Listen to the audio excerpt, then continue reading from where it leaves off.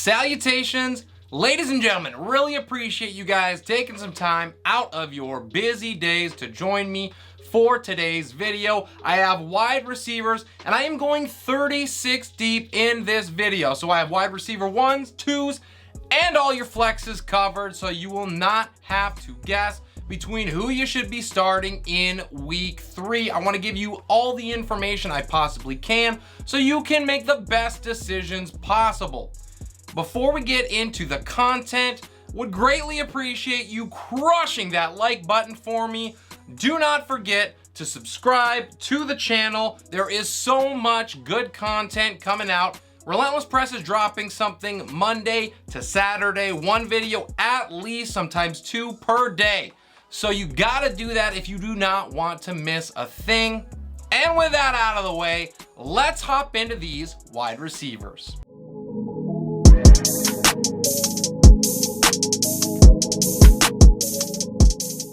Back on top, it is Cooper Kupp. It is clear that he did not like riding passenger seat last week, and so he put up another double-digit 100-yard performance with a score.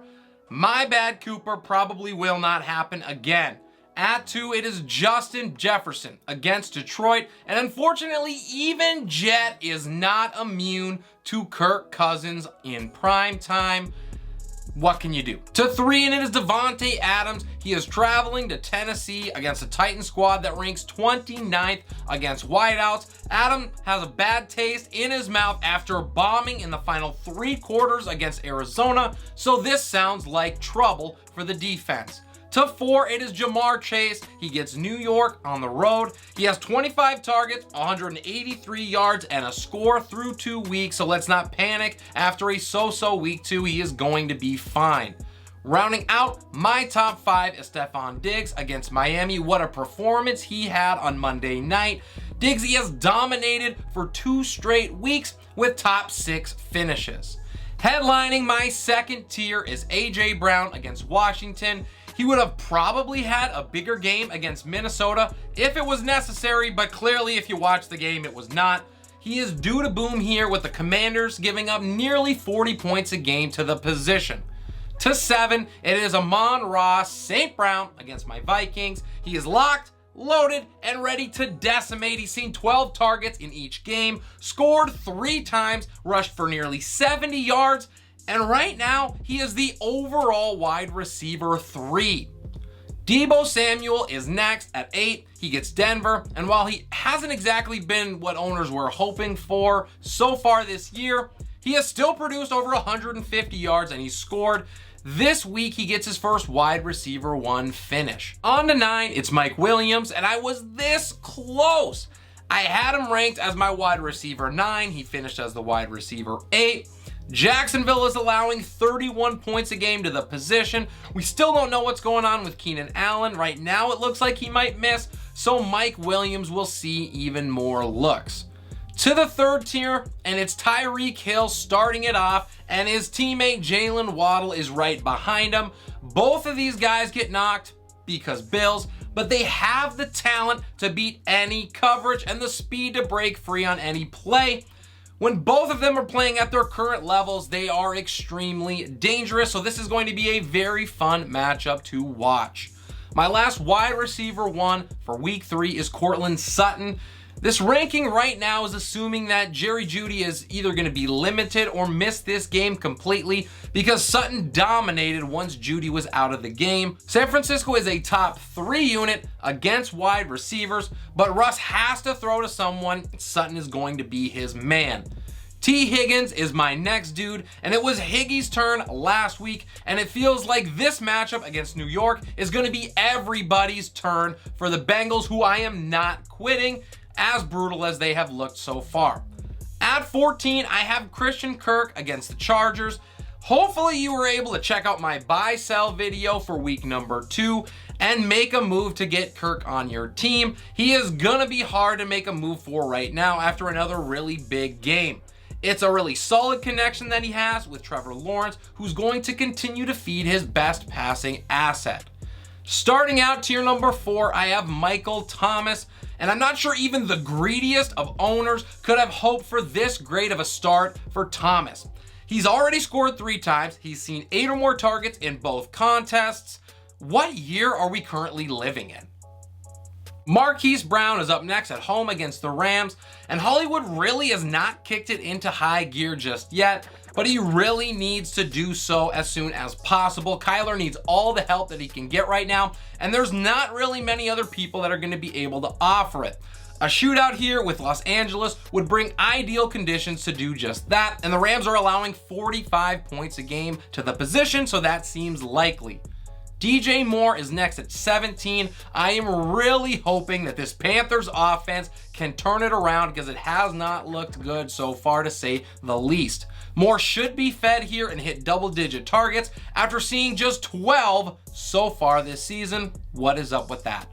18, it's Brandin Cooks. He gets Chicago. The floor for Cooks has been just okay, but he has yet to post a wide receiver 2 finish in 2022.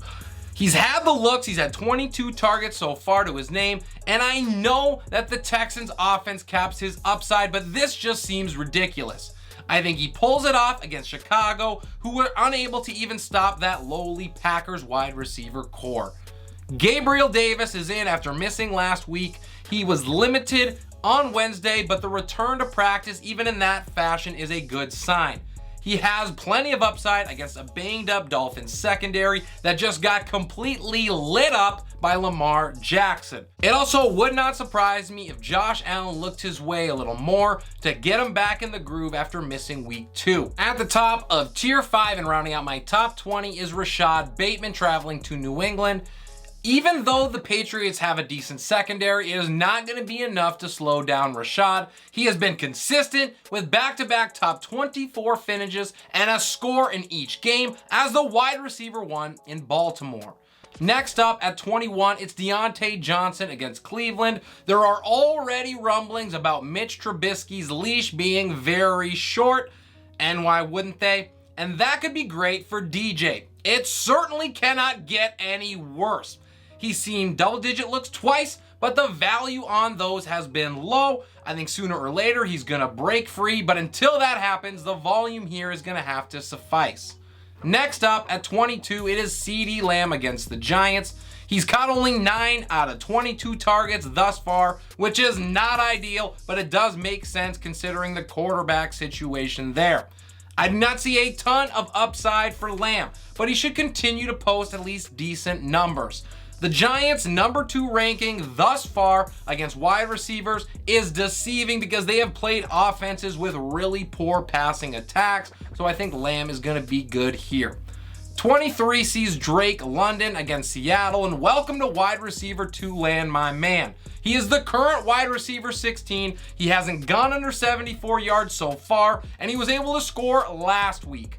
He's seen nearly 20 targets as well, and he has picked up the slack that right now Kyle Pitts is leaving behind.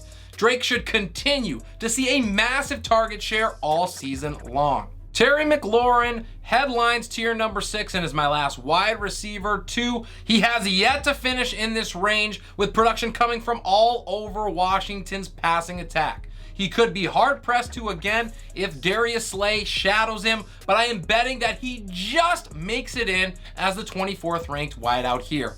At 25, I have DK Metcalf against Atlanta, and for me, the Hawks are nothing more than hopeful flexes from here on out. That is just how I feel. Metcalf has back-to-back wide receiver 64 finishes, so the floor is very low.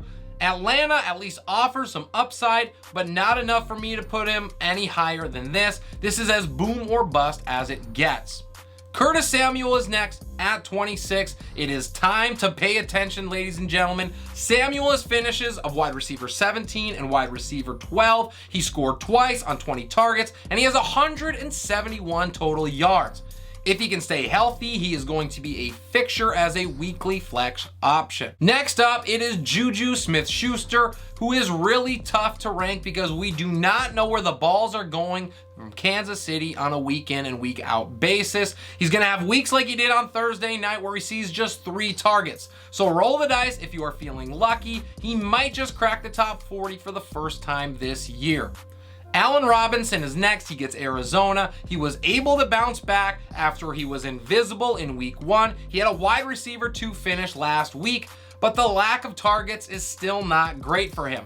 Stafford and A-Rob are going to continue to build that rapport, so we just need to be patient on it.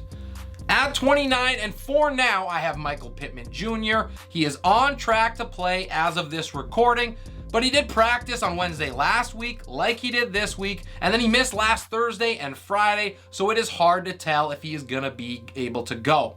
If he is active and seems like he's close to 100%, he's going to be a top 15 play as the main option in keeping up with the high-scoring Chiefs.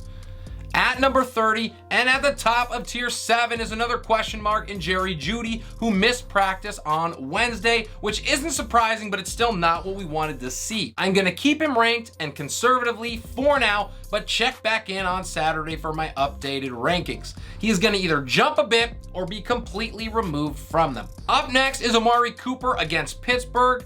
And this is a surprisingly good matchup. Pittsburgh allows top 5 numbers to wide receivers so far, so I should probably be higher on Cooper because of his performance last week, where he put up 100 yards and scored against the Jets.